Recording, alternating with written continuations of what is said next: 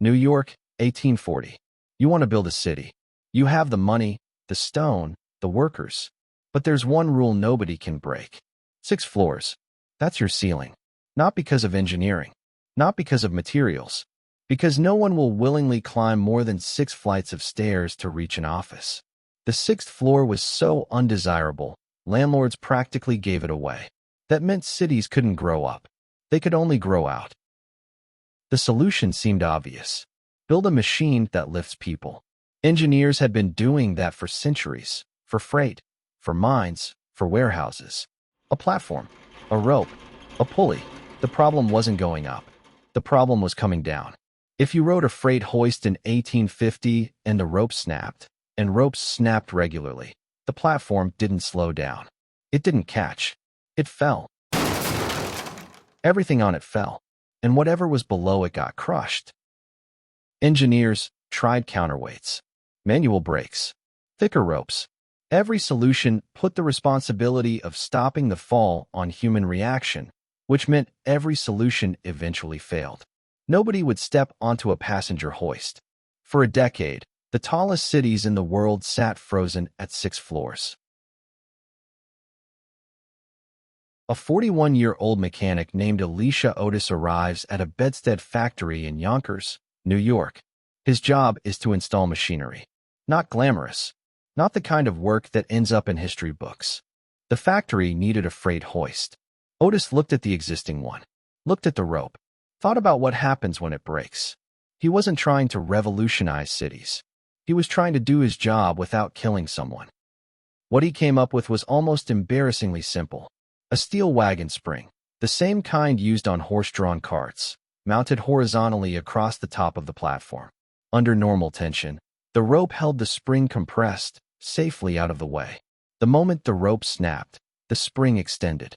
Its ends jammed into notches along the guide rails on either side of the shaft. The platform stopped. Not gradually. Instantly. The solution to a decade-long problem was a spring from a wagon. The invention worked. But nobody believed it. Otis spent 2 years trying to sell his safety elevator. 8 units in 1854. 15 in 1855. The world had seen too many promises about hoist safety to trust another one. Then, P.T. Barnum got involved. The greatest showman in America had just become president of the Crystal Palace exhibition in New York. He invited Otis to demonstrate his invention. Not in a warehouse. In front of thousands. May 1854. Otis steps onto an open elevator platform in the middle of the exhibition hall. The platform rises.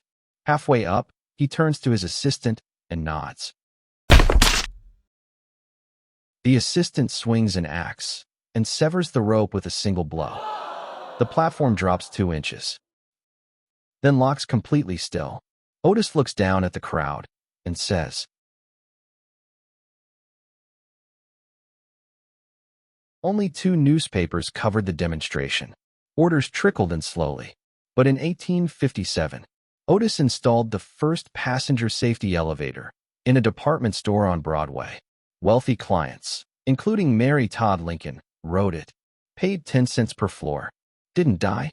By the time Otis died in 1861, at 49, his company was selling 300 elevators a year. Within a decade, the 6th-floor ceiling was shattered. Today, the Burj Khalifa stands at 828 meters.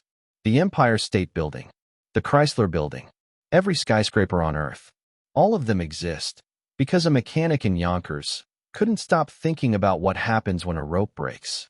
He didn't invent the elevator. He invented the thing that made the elevator worth riding. And he proved it by cutting his own rope.